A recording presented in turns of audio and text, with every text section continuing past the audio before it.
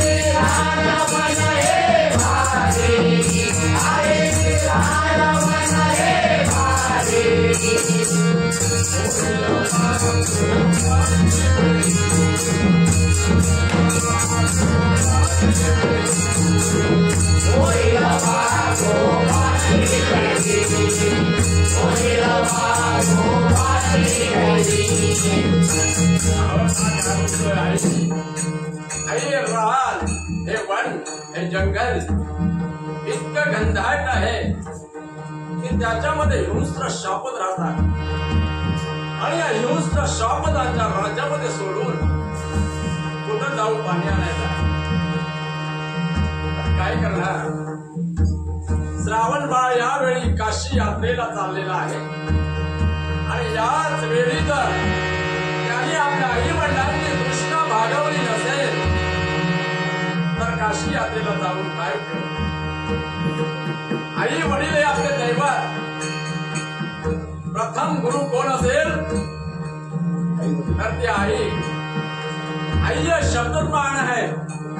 आई जगाची जननी, जगाची माता. तिने जगाचा स्वामी तुला भिकारी. आई हे फार महत्व आहे. काही लोक तीर्थयात्रेला चालतात राहतात पण आई वडिलाला मात्र आश्रमात ठेवतात. किती पुण्यवान. मला एक गोष्ट आवडते सांगावी असं वाटते. 100पैकी 25 आजकालच्या महिला आपल्या आईला आपली आई हवी असते पण नवऱ्याची आई नको.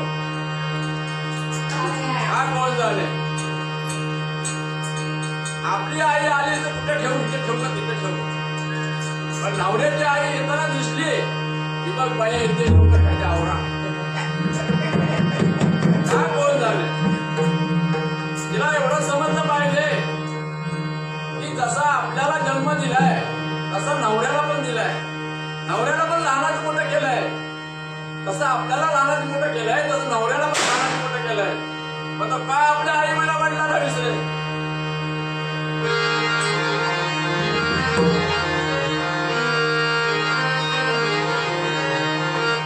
बघा श्रावण बाळाला पाणी आणून तर द्यायलाच पाहिजे. मग काय करतो बघा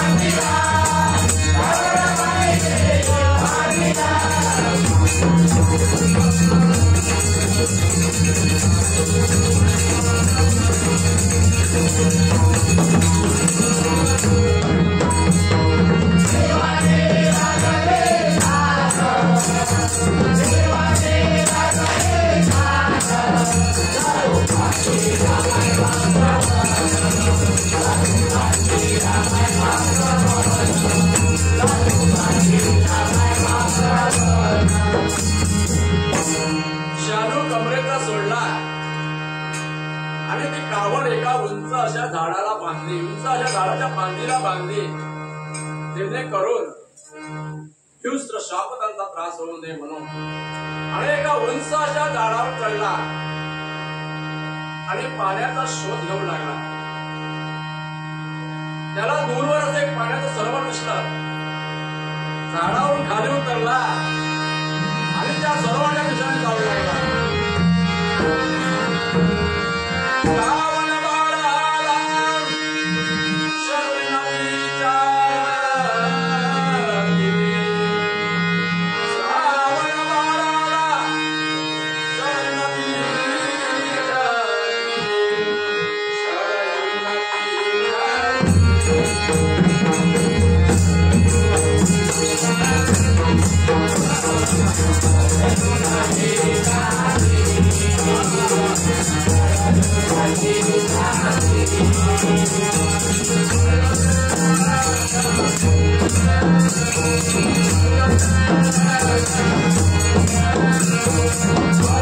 Bye.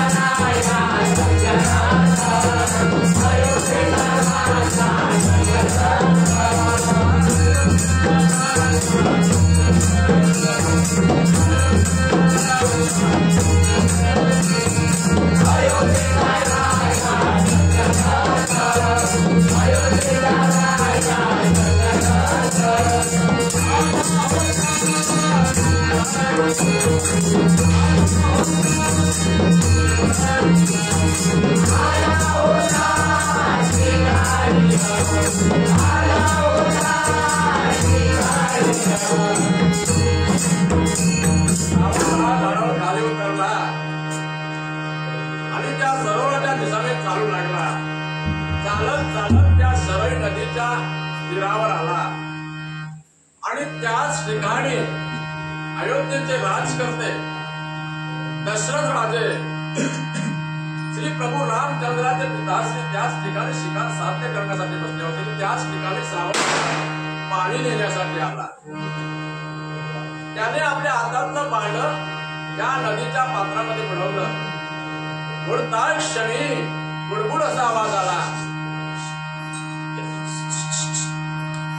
आणि तो आवाज दशरथाच्या कानी गेला.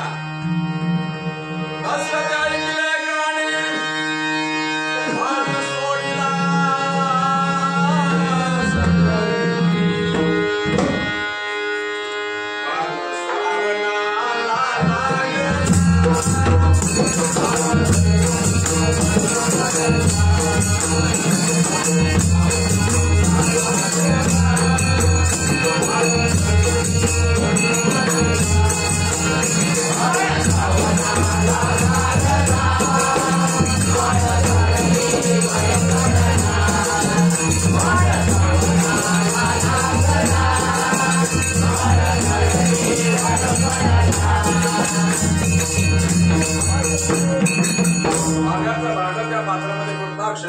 तो बुडबुड आवाज दशरथाच्या कानी गेला आणि दशरथाने आवाजाच्या दिशेने बाण सोडला आणि तो श्रावण बाळाला लागला. श्रावण बाळाला लागता क्षणी त्याने आई ग असं मोठ्याने ओरडला. बघा आई हा शब्द किती मान आहे. तरी आपल्याला काही वेदना झाली तर पहिला आई हा शब्द येतो. आई फार महत्वाची आहे. बघा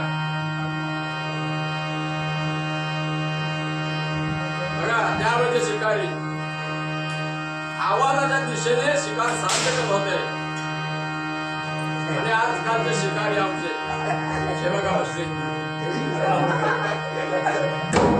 त्यांच्या वडिलांनी जगन्नाथ पार्टे यांच्या वडिलांनी धावती जनावर जाग्यावर पाळले आहेत. जनावर उभी राहिली असे महान शिकारी होते ते आहेत.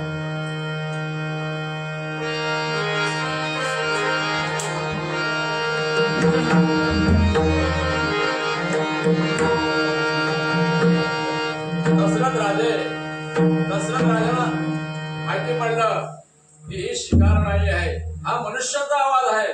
म्हणून ते आवाजाच्या दिशेने श्रावण बाळापाशी आले आणि श्रावण बाळाला विचारू लागले, बाळ तू कोणाचा कोण आणि ते कशासाठी आलाय? त्यावेळी श्रावण बाळ काय बोलतो बघा.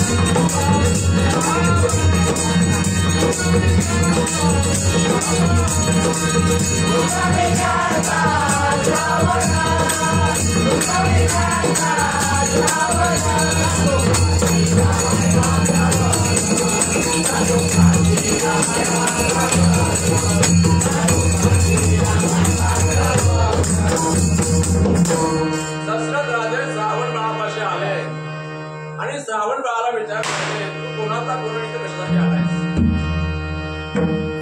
त्यावेळी श्रावण बाळ बोलू लागला, वसुदेव माझा पिता, रुक्मिणी माझी माता आणि मी त्यांचा पुत्र श्रावण. आई वडिलांना ताण लागली म्हणून पाण्यासाठी आलो होतो, पण कोणी दुष्टाने माझा घात केला. तेव्हा श्रावण बाळ बोलला दशरथ राजाला, राजे माझी एकच विनंती आहे, हे जे पाणी आहे ते माझ्या आई वडिलांपर्यंत पोचवा आणि त्याला पाणी प्यायला सांगा. आणि एक अट आहे, जोपर्यंत माझे आई वडील पाणी पित नाही तोपर्यंत मुखातून आवाज सुद्धा काढू नका. दशरथ राजे श्रावणबाळाच्या आई वडिलांपर्यंत पोचले. श्रावणबाळाच्या आईला चांगली लागली, माझा बाळ आला. त्यावेळी आई म्हणायला लागली, बाळ तू आलास का रे? तुला खूप त्रास झाला असेल, तू बोलत का नाही आहेस? जोपर्यंत तू बोलत नाहीस तोपर्यंत मी पाणी पिणार नाही. दशरथ राजाला प्रश्न पडला, आता काय करावं? शेवटी दशरथ राजा श्रावणबाळाच्या आई वडिलांना बोलू लागला, माते मी तुमचा मुलगा नसून मी अयोध्येचा राजकर्ता दशरथ राजा आहे. माझ्या हातून तुमच्या मुलग्याचा घात झाला, वध झाला.